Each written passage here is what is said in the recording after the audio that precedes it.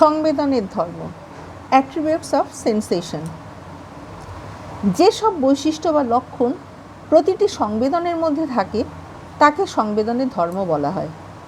মনোবিদ টিশেনার 4টে ধর্মের উল্লেখ করেছেন সংবেদনের। তার মতে সংবেদন এমন এক মৌলিক মানসবৃত্তি যার 4টে ধর্ম বা বৈশিষ্ট্য রয়েছে। নাম্বার 1 গুণ, কোয়ালিটি। নাম্বার 2 তীব্রতা, ইন্টেন্সিটি। নাম্বার 3 স্পষ্টতা, ক্লিয়ারনেস। এবং নাম্বার 4 হলো স্থায়িত্ব, ডিউরেশন। এটা তো গেল টিশেনারের কথা। তারপরে মনোবিদ স্টাউট এই 4টে ধর্মের সঙ্গে আরও 2টো ধর্ম তিনি যুক্ত করেছেন। নাম্বার 5 বিস্তার, এক্সটেন্সিটি। এবং নাম্বার 6 হলো স্থানগত বৈশিষ্ট্য, যেটাকে বলা হচ্ছে লোকাল ক্যারেক্টার। মোট 6টা ধর্মের বৈশিষ্ট্য তারা উল্লেখ করেছে। এবারে আমি পরপর একটা একটা করে বলবো। নাম্বার 1 গুণ, যেটাকে ইংলিশে বলা হয় কোয়ালিটি। সংবেদনের গুণ হলো সেই বৈশিষ্ট্য যার জন্য এক সংবেদনকে অপর এক সংবেদন থেকে ভিন্ন করা যায়। অর্থাৎ একটা সংবেদনের থেকে আরেকটা সংবেদন সবসময় ভিন্ন হয়। গুণ অনুযায়ী সংবেদন 5 প্রকার: দর্শন সংবেদন, শ্রবণ সংবেদন, স্পর্শ সংবেদন, ঘ্রাণ সংবেদন এবং স্বাদ সংবেদন। আমরা জিহ্বা দিয়ে স্বাদটাকে আমরা আস্বাদন করছি, চোখ দিয়ে আমাদের দর্শন সংবেদন হচ্ছে। তাই সংবেদনের গুণগত পার্থক্য আবার 2 রকম হতে পারে। একটা হচ্ছে জাতিগত পার্থক্য, যেটাকে ইংলিশে বলা হয় জেনেরিক ডিফারেন্স, আর আরেকটা হলো উপজাতিগত পার্থক্য, স্পেসিফিক ডিফারেন্স। এক ইন্দ্রিয় উদ্দীপনাজনিত সংবেদনের সঙ্গে ভিন্ন ইন্দ্রিয় উদ্দীপনাজনিত সংবেদনের যে গুণগত পার্থক্য তা হলো জাতিগত পার্থক্য। কোনো এক ইন্দ্রিয় উদ্দীপিত হলে একই জাতের সংবেদন হয়, আবার ভিন্ন কোনো এক ইন্দ্রিয় উদ্দীপিত হলে ভিন্ন এক জগতের সংবেদন হচ্ছে। চক্ষু ইন্দ্রিয় উদ্দীপনাজনিত দর্শন সংবেদন এক জাতির অন্তর্গত, আবার ফের যখন কর্ণ ইন্দ্রিয় উদ্দীপনাজনিত শ্রবণ সংবেদন হচ্ছে তখন এক ভিন্ন জাতির অন্তর্গত হয়ে যাচ্ছে।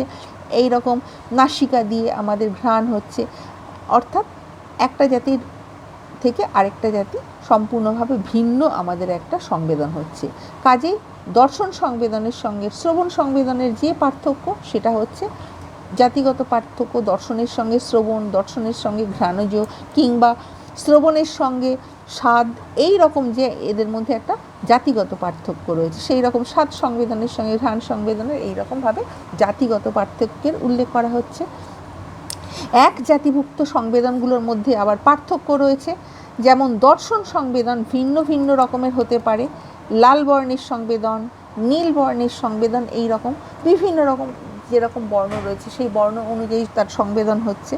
স্বাদ সংবেদনও বিভিন্ন রকম হতে পারে, তিক্ততার স্বাদ হতে পারে, মিষ্টতার স্বাদ সংবেদন, এই রকম ভিন্ন ভিন্ন স্বাদ হতে পারে। এখানে এক সংবেদনের সঙ্গে অপর সংবেদনের জাতিগত মিল থাকলেও তাদের মধ্যে পার্থক্য আছে, এবং সেই পার্থক্য হলো উপজাতিগত। আমরা জিহ্বা দিয়েই আমাদের সংবেদন হচ্ছে, কিন্তু কোনোটা মিষ্টতা হচ্ছে আবার কোনটা হচ্ছে তিক্ততা। তাই এইখানে যে জাতিগত মিল রয়েছে, কিন্তু এখানে যে পার্থক্যটা রয়েছে সেটা হলো উপজাতিগত।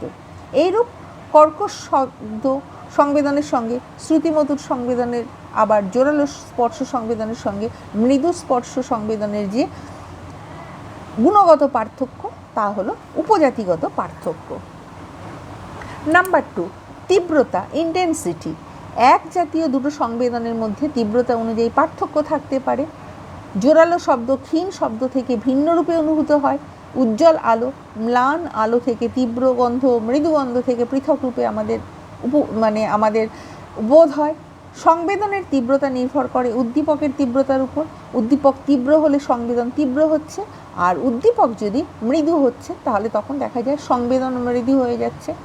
নাম্বার 3 স্পষ্টতা, ক্লিয়ারনেস। একই শ্রেণীভুক্ত 2টো সংবেদনের মধ্যে স্পষ্টতার পার্থক্য হতে পারে। কোনো সংবেদন বেশি স্পষ্ট, আবার দেখা যায় কোনো সংবেদন কম স্পষ্ট।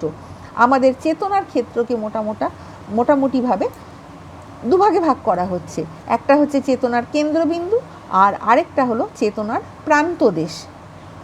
যে সব বিষয় চেতনার কেন্দ্রবিন্দু অধিকার করে থাকে তাদের সম্পর্কে আমাদের সংবেদন স্পষ্ট হয়ে থাকে, আর যে সব বিষয় চেতনার প্রান্তদেশে থাকে তাদের সম্পর্কে আমাদের সংবেদন অস্পষ্ট হয়। সংবেদনের স্পষ্টতা আমাদের মনোযোগের উপর নির্ভর করছে।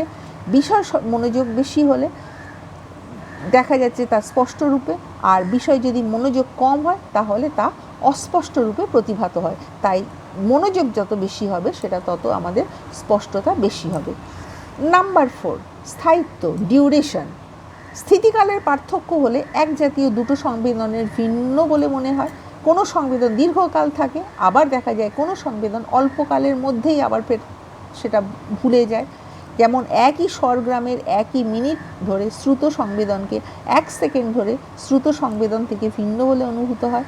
সংবেদনের স্থিতিকাল থেকেই আমাদের কাল বা সময় সম্পর্কে ধারণা জন্মায়। সংবেদনের স্থায়িত্ব নির্ভর করে উদ্দীপকের স্থায়িত্বের উপর। নাম্বার 5, বিস্তার বা ব্যাপ্তি, এক্সটেন্সিটি। সংবেদনের বিস্তার নির্ভর করে ইন্দ্রিয়ের কতটা অংশ উদ্দীপিত হয়েছে তার উপর। কোনো বস্তুকে প্রথমে একটা আঙুল দিয়ে স্পর্শ করে পরে যদি আবার তাকে সমস্ত হাতের তালু দিয়ে স্পর্শ করা হয় তাহলে পূর্বাপর দেখা যায় যে দুটো স্পর্শ সংবেদনের মধ্যে যে পার্থক্য অনুভূত হবে তা হবে বিস্তারগত পার্থক্য। তেমনি প্রথমে একটা বেল ফুলের দিকে দৃষ্টিপাত করে পরে একটা যদি পদ্ম ফুলের দিকে যদি দৃষ্টিপাত করলে তখন দেখা যাবে যে পূর্বপর দুটো দৃষ্টি সংবেদনের মধ্যে একটা পার্থক্য অনুভূত হবে। এটাই হয়েছে বিস্তারগত পার্থক্য। জেমসের মতে বিস্তার হলো সংবেদনের এক সাধারণ ধর্ম, কিন্তু মনোবিদ ট্রিশেনারের মতে কেবল দর্শন সংবেদন ও স্পর্শ সংবেদনেরই এই লক্ষণ বা ধর্ম রয়েছে। সংবেদনের এই বিস্তার ধর্ম থেকে আমাদের দেশ বা স্থান সম্পর্কে ধারণা দেখা যায়। নাম্বার 6, স্থানগত বৈশিষ্ট্য, লোকাল ক্যারেক্টার। আমাদের বিভিন্ন ইন্দ্রিয়ের সংবেদন বিভিন্ন রকম হয়। বিভিন্ন ইন্দ্রিয়ের ভিন্ন ভিন্ন সংবেদনের মূলে হলো সংবেদনের স্থানগত বৈশিষ্ট্য। কাজেই সংবেদনের প্রকৃতি জেনে আমরা বলতে পারি সেই সংবেদনের মূলে কোন ইন্দ্রিয় উদ্দীপনা রয়েছে।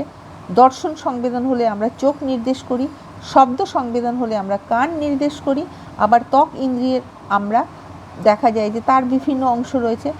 প্রতিটা অংশের সংবেদন ভিন্ন ভিন্ন হয়। ত্বকেন্দ্রিয়র এই স্থানগত বৈশিষ্ট্য আমরা জানি বলে চোখ বুজে থাকাকালীন কোনো ব্যক্তি আমাদের দেহের বিভিন্ন অংশ যদি স্পর্শ করে আমরা সঠিকভাবে বলতে পারি দেহের কোন কোন অংশ সে স্পর্শ করছে। সংবেদনের বিস্তার মূলত সংবেদনের স্থানগত বৈশিষ্ট্যের উপর নির্ভর করে। আমার ভিডিও তোমাদের ভালো লাগলে লাইক, কমেন্ট, শেয়ার এবং সাবস্ক্রাইব করতে ভুলো না। নেক্সট টাইম আমি আরও একটা নতুন ভিডিও নিয়ে তোমাদের সামনে উপস্থিত হব।